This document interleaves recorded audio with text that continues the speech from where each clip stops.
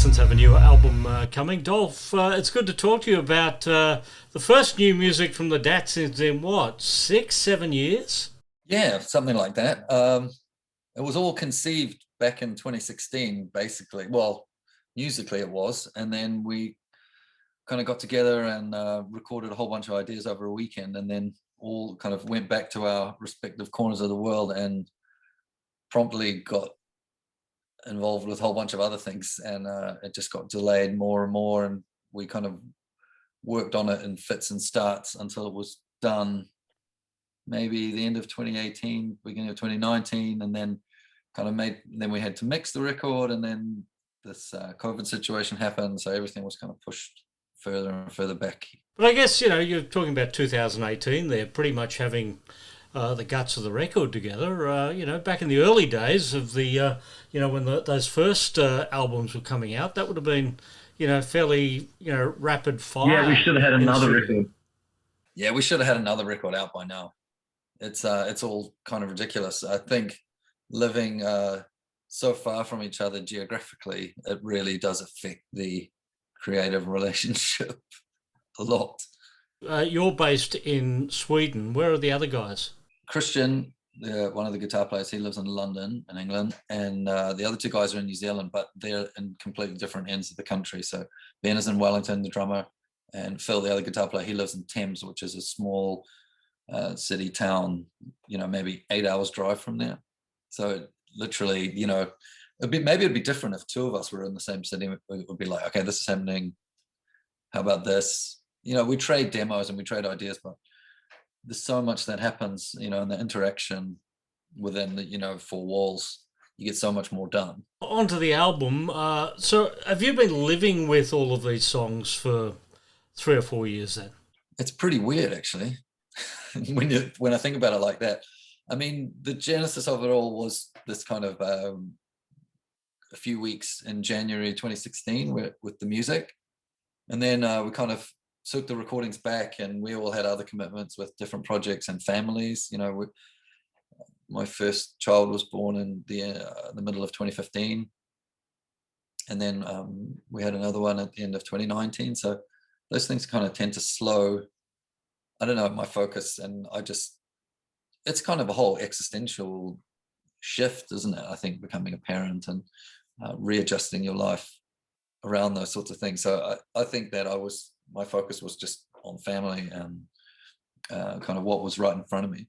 But also I wasn't that happy with some of the ways the recordings had come out, and I was thinking, oh, how can I change? I knew we wouldn't have another opportunity for a long time to get together. So I was thinking, how can I shift this around or change this to make it more fit with what I want to do? But also I hadn't written a lot of the lyrics. I had a lot of the melody stuff in my head, and I hadn't really thought about what I wanted to write about or any of that stuff. And every time I went to do something, it felt kind of, I don't like that. Or a lot of, because I was on my own, a lot of self reflection and the kind of thing that kind of kills creativity, where you kind of overthink things too much. For the Eye to Eye album, there's quite a few additional musicians, additional vocals that you've used on this record. Who are these people that you've brought in? Most of the singing, apart from two songs, is me. So you'll hear quite a few layered things. So it might sound like loads of different people, but it's me. But a friend of mine, Tobias, he sings on the last song in record time. We play in a band together called Imperial State Electric over here. He's a fantastic singer. He doesn't get to do enough of it, I don't think. So got him in on one song, and then two friends of mine, Thomas and Eric, sing on Dehumanize, and they're just, I don't know, sometimes if you just double or triple tracking yourself, it's got a certain thing which sounds kind of interesting, but after a while it's like, oh, you definitely need to fill that space with other voices. And maybe I would have got the other guys to do it if they were around, but I was doing a lot of all the vocals here in Sweden. Brain to Brain is, I guess, the focus track for this album. Why that track? I don't know, there's something about it that's kind of very us, I guess, and since we hadn't done anything for a while, it's kind of it's kind of a good idea to probably go out with a song that reminds people of the band, I guess. I don't know. It's funny making decisions about singles and things like that. It always because you know that people will ask, oh, does this kind of encompass the record, or is this kind of what you wanted to say? But at the end of the day, for me, like, you can pick any of the songs and sort of put them out. I mean, it kind of fits nicely with the album title too, I guess. They kind of reflect each other a little bit, brain to brain, eye to eye.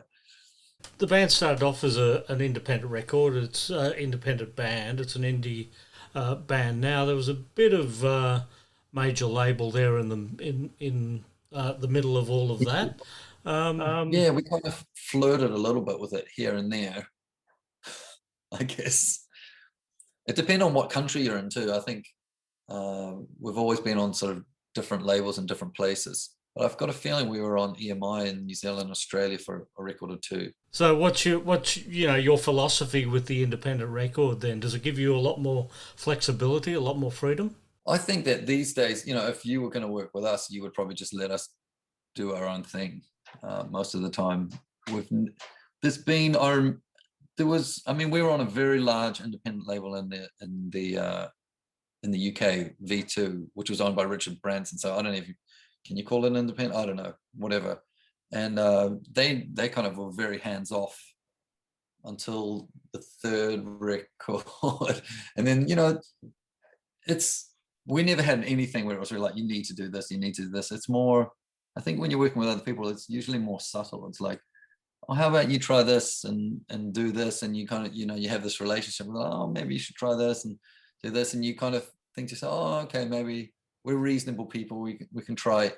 Maybe not with the creative side of it. But it's like, oh, would you consider playing Ozfest or something like that? And we all know that is probably not going to work for us. It's not the demographic. It's, I mean, we did play Ozfest in the States. I think we did 3 or maybe 5 shows.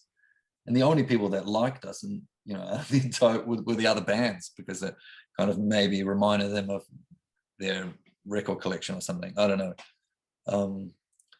But, we're pragmatic on some levels, like, oh yeah, we could try that. But, when it comes to recording and things, we usually make our own decisions, bad ones too. Well, the new album is just about ready for everybody to hear. Eye to Eye. Dolph, thanks for joining us here at Noise 11. Hey, thank you very much for having me.